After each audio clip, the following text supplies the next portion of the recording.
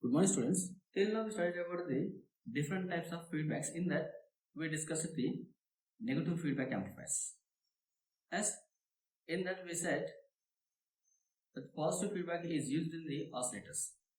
So we said the positive feedback generates the AC output signal without an AC input.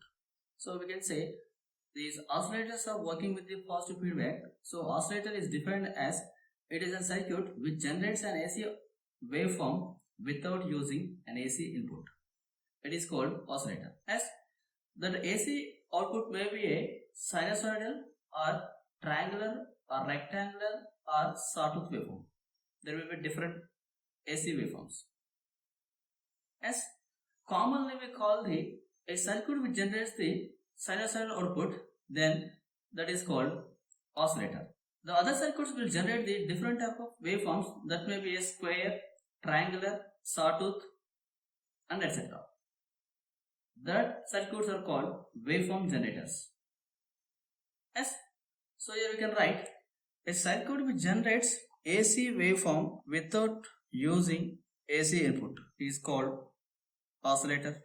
So otherwise you can say a circuit which generates sinusoidal output is commonly called oscillator, and other circuits will generate the other than sine signals, other circuits which generates the square, triangular and sawtooth etc.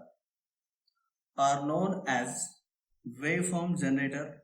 So we know the oscillators are working with the positive feedback, so we can write oscillators are uses positive feedback in the feedback amplifiers, and that must satisfy the condition as Barkhausen criteria.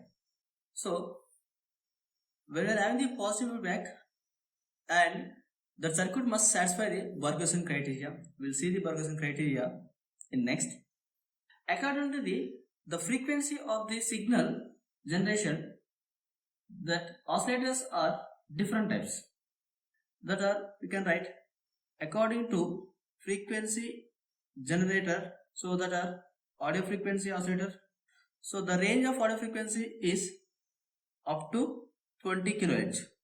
As we know, 20 Hz to 20 kHz. So maximum range is 20 kHz. The radio frequency oscillators, the range is 20 kHz to 30 MHz. That means the radio frequency oscillators will generate the signals with the frequency of more than 20 kHz and less than 30 MHz. And third one is very high frequency oscillators. The range of this very high or VHF oscillators is 30 MHz to 300 MHz. And fourth one is ultra high frequency UHF oscillators. The range of UHF is 300 MHz to 3 GHz frequency. And last one is microwave frequencies or microwave frequency oscillators. So the range of this one is greater than 3 GHz. So microwave frequency oscillators will generate the greater than 3 GHz sine signals. Yes. According to the type of circuit used in that, we are classifying that oscillators may be a LC oscillators or RC oscillators. You can write according to type of circuit used, sine wave oscillators may be LC tuned oscillators. Second one is RC phase shift oscillators. So in LC tuned we are using the LNC components. In the RC phase shift oscillators we will use the RLC components. Yes, that means in the feedback we are using the LNC components. In this feedback we are using the RLC components. So we know in the positive feedback we are having always only RLC, and that means reactive elements only. As in the negative feedback we are using the only resistive components. Next we will see the principle of operation. Yes. So in this we can say if positive feedback is used in amplifiers, then closed loop gain we know AF equals to A by 1 minus A beta, where A beta is nothing but loop gain. So we can draw the block diagram like this with positive feedback. This is feedback network basic amplifier. So with the gain A, Where output is sampled, we are taking output signal as x0. It is equals to a into xi. This is xi source signal, and this one is xi. This is xf feedback signal. So we can write x0 equals to axi. We can write xf equals to what? We can write xf equals to beta into x0. Why? Because the beta is the gain of the feedback amplifier. Otherwise, you can say it is feedback factor. So we can write xf equals to beta into x0. So x0 equals, we can replace it a into xi. So we can write xf equals to xi. That means input signal equals to feedback signal when if a beta is 1. So this is Barkhausen criteria. If components in the circuit are selected such that the loop gain is equals to 1, then the closed loop gain becomes infinite. Yes or no? When it is 1, a beta equals to 1, this f equals to infinite becomes, that means that infinite gain implies that the circuit generates the non-zero AC output even with zero AC input. Yes, we already know this one. We already discussed this point also. When X0 goes through the RLC, that means feedback elements, it gets with the feedback factor beta and XF is obtained. If loop gain A beta is 1, then XF equals to Xi. Thus, you can say the circuit produces the input. That means the circuit reproduces the input signal Xi. Hence, it continues to provide a sustained output X0. So, we can write here, if components in the circuit are selected such that loop gain A beta equals to 1, then AF equals to infinite. Infinite gain implies that the circuit generates the non-zero AC output even with zero AC input. Yes or no? Yes. Here we can write when output signal X0 goes through RLC feedback network. Here in post feedback we are having only RLC components. RLC feedback, it gets with a feedback factor beta and signal XF is obtained from the feedback network.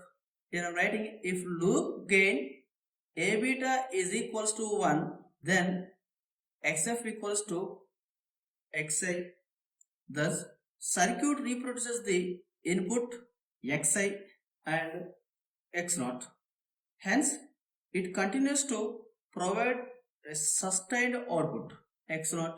Here, this beta is frequency dependent. Here, as beta is frequency dependent and complex number, the condition A beta is satisfied, A beta is 1 is satisfied for single frequency F0.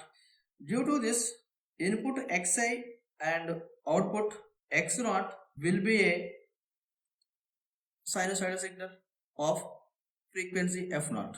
Yes, here F0 is called frequency of oscillation. The condition A beta equals to 1 is called Barkhausen criterion. Yes, as loop gain A beta equals to 1 is a complex number. The condition of unity gain is, the unity loop gain is A beta equals to 1, that is mod of A beta equals to 1 when it is a complex number. We can write the angle of A beta is equals to 0 degrees, or you can say it is 360 degrees at F equals to F0. Here the signals may be a overdamped, damped and underdamped based on the A beta value. Here we will write note, if A beta is equals to 1, then we can write it is underdamped.